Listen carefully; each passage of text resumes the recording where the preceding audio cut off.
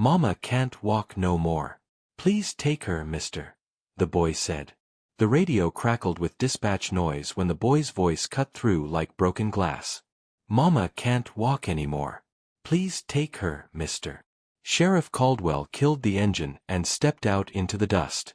His boots hit dirt that hadn't seen rain in weeks. The farmhouse sat crooked against the sky, paint peeling like old scabs. You called this in, son? Yes, sir. She's been lying there since morning. The boy couldn't be more than 12, all ribs and scared eyes. His clothes hung loose like hand-me-downs from a bigger ghost. Caldwell's gaze moved to the porch where a woman lay still as death. Her legs bent at angles that made his stomach turn. What's your name? Danny. Danny, what? Whitmore. And that's your mama? Yes, sir. The woman's eyes tracked their conversation, but her mouth stayed shut. Caldwell climbed the sagging steps, wood groaning under his weight.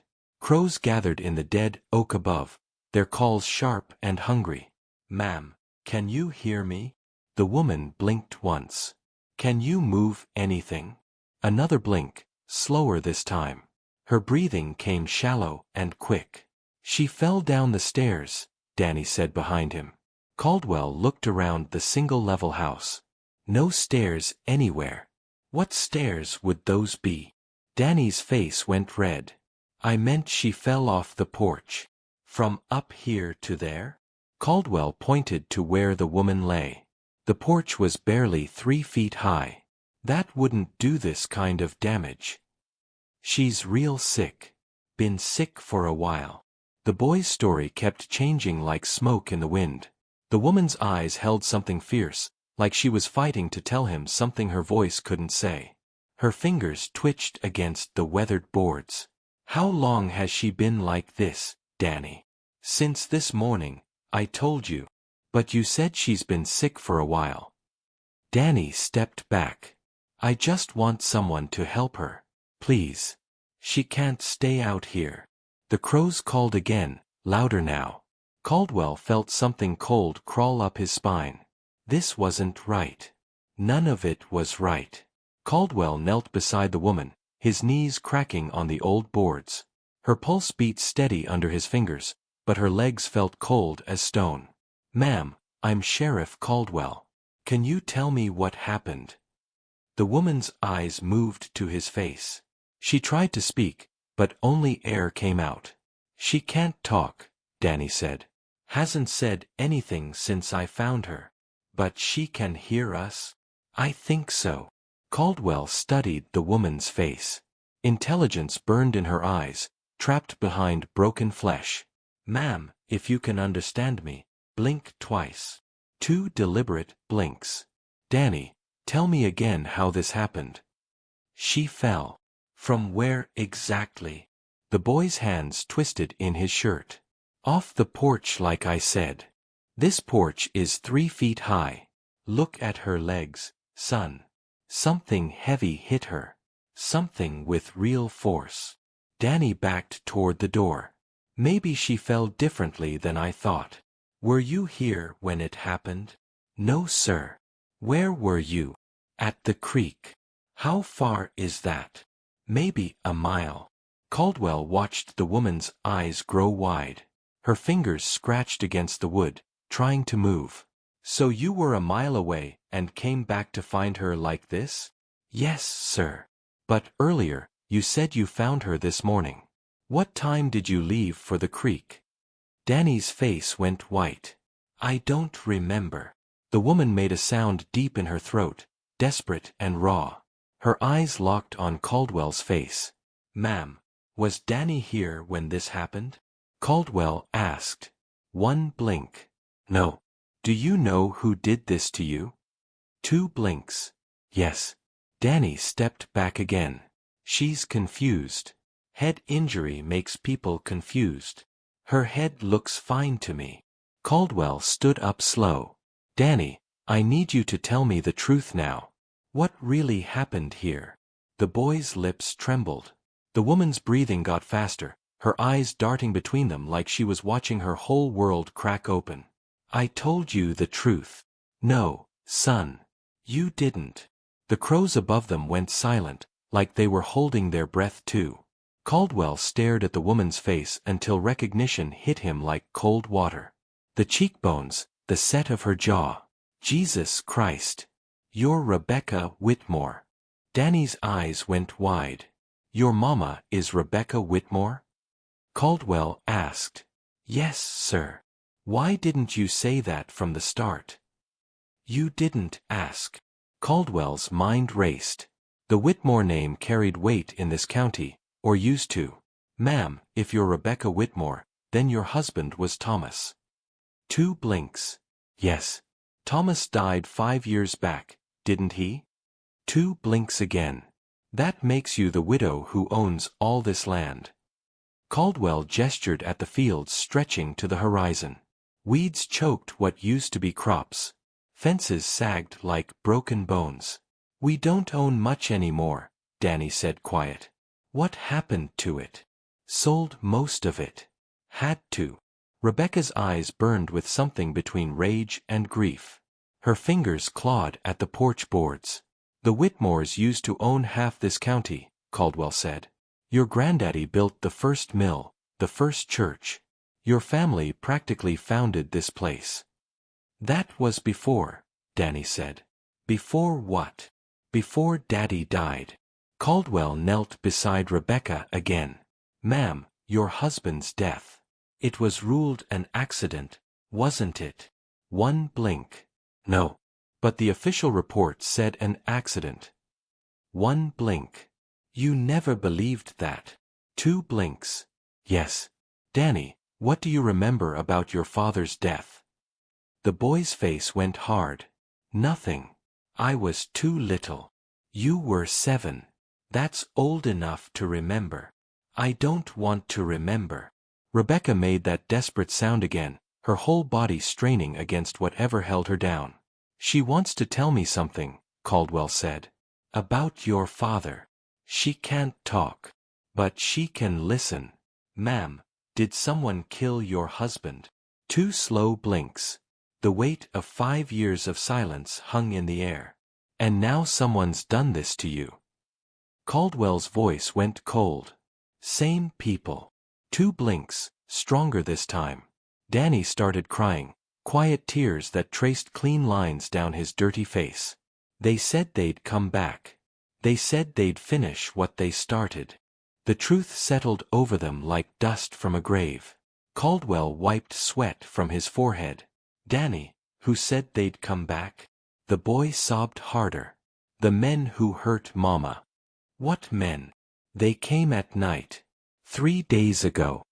Rebecca's eyes went wild. She blinked rapidly, desperate to communicate something. Ma'am, calm down. We'll figure this out. Caldwell counted her blinks. 1 for yes, 2 for no. Were there 3 men? 1 blink. More than 3.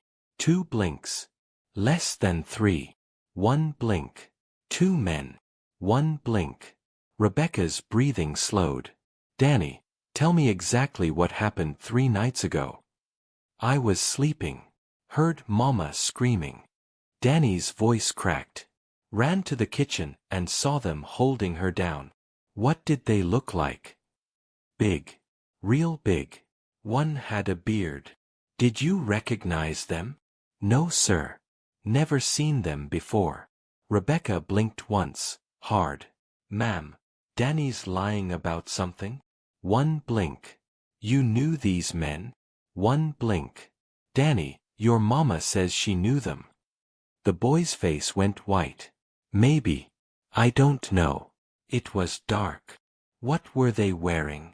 Danny hesitated. Regular clothes.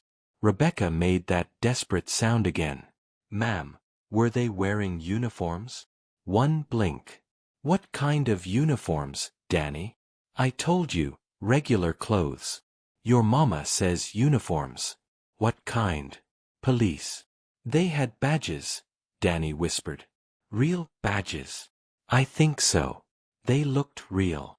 But they weren't real cops. I don't know. They acted like cops. Caldwell felt ice in his stomach. What did they say to your mama? They said she needed to stop talking. Said she needed to forget things. What things? About Daddy. About what really happened to him. Rebecca's eyes filled with tears that ran sideways across her temples. And then, what happened? They hurt her. Broke her legs with something heavy. Said next time they'd break more than legs. Did they say when they'd come back? Soon. They said real soon. Caldwell stood up, hand moving to his gun. Ma'am, these men who hurt you. Do you know their names? One blink. Are they from around here? One blink. Do they work for someone important? One strong blink. Yes. Someone in government. Rebecca's eyes went wide and she blinked once, desperate and terrified. Jesus, Caldwell breathed. How high up does this go? The wind picked up, rattling the dead leaves in the oak tree. Somewhere in the distance, a truck engine rumbled closer. The truck engine got louder. Caldwell drew his weapon and stepped in front of Rebecca. Danny, get behind me. Is that them? Danny whispered. I don't know. Caldwell squinted at the dust cloud rising from the dirt road. Ma'am, these men who hurt you. Did one have a scar across his chin? One blink. Yes. And the other one, big guy with a limp? One blink. Shit. Caldwell's blood went cold. Those are Mackenzie's boys. Who's Mackenzie? Danny asked. The governor. Caldwell kept his eyes on the approaching truck. Ma'am, you had something on Mackenzie, didn't you? One blink. What kind of something? Rebecca's eyes moved toward the house, then back to Caldwell. Papers? Documents. One blink. Where are they? Rebecca looked toward the old well behind the house. In the well. One blink. The truck slowed as it reached their driveway. Two men sat in the cab, watching. Danny, what did your mama find out about Mackenzie? She said he was stealing land. Taking it from people who couldn't fight back. How? Fake papers. Made up debts. Said people owed taxes they didn't owe. Caldwell's jaw tightened. And your daddy found out? Mama said Daddy had proof. Said Mackenzie killed him for it. But your mama kept digging? She said someone had to stop him. The truck door slammed. Heavy boots hit gravel. Ma'am, these documents in the well. Are they enough to bring Mackenzie down? One strong blink. Yes. Papers about the land grabs? One blink. Election fraud too? One blink. Jesus Christ. Caldwell's hand tightened on his gun. No wonder they want you dead. Footsteps crunched on the gravel. A voice called out, rough and mean. Sheriff Caldwell? That you up there? It's me, Hayes. Good. Mackenzie sent us to clean up a mess. What mess would that be? The one lying on that porch. Rebecca's breathing got faster. Danny grabbed Caldwell's arm. This woman needs medical attention, Caldwell called back. No, sir. What she needs is a shallow grave. Hayes stepped into view, scarred white across his dark chin. His partner limped behind him, hand on his holster. Can't let you do that, Hayes. Don't make this harder than it has to be, Sheriff. Mackenzie likes you. Wants to keep you around. The feeling ain't mutual. Rebecca blinked once, desperate. Her message was clear. The documents in the well were their only chance. Danny, can you get to that well without them seeing you? Yes, sir. Through the back door. Go. Get those papers your mama hid. Hayes laughed from the yard. What papers would those be, Sheriff? Caldwell didn't answer. Danny slipped inside the house, quiet as smoke. Ma'am, how long do we need? Rebecca blinked twice, then once. Not long. Sheriff, you're making a mistake, Hayes called. Mackenzie's been good to this county. Brought jobs, brought money, brought corruption, brought order.